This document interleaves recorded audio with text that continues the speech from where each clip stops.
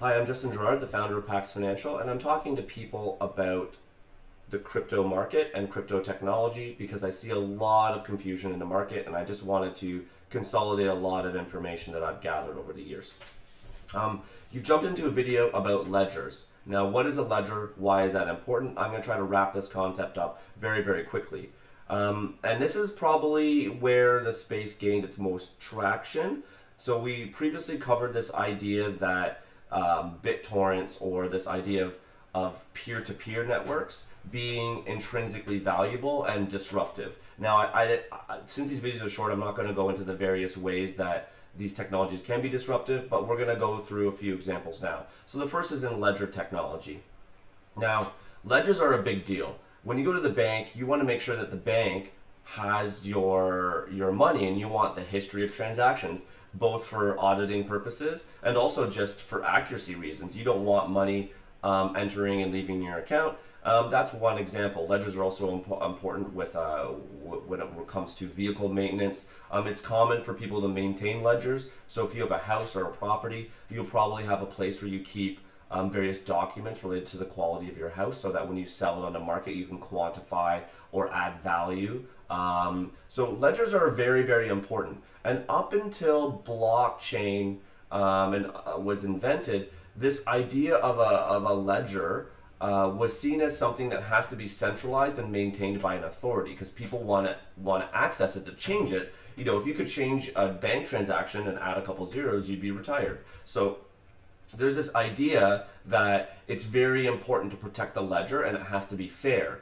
A big discovery in blockchain was that, similar to BitTorrent, it was realized that this ledger technology could be broken down and distributed, right? And that meant that even if you didn't have trusted parties across the world, you could actually break up your ledger and throw it all over the earth, and through the miracles of computation, which I won't get into, you could actually ensure that the ledger was accurate. And this is interesting because sometimes central authorities don't take care of the ledger because, you know, powerful systems have it, or powerful concentrations of power has a tendency to corrupt itself. So if you have a ledger and you have access to all the transactions, there's a lot of incentive to come up with interesting fee structures or other you're incentivized to take the money or change the ledger in your favor.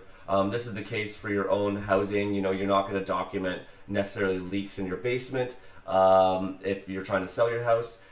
You might just say, oh, I didn't notice that. And the same is true for banks. They're going to add fees and do things to make the books work out in their favor. The same is true for investment funds.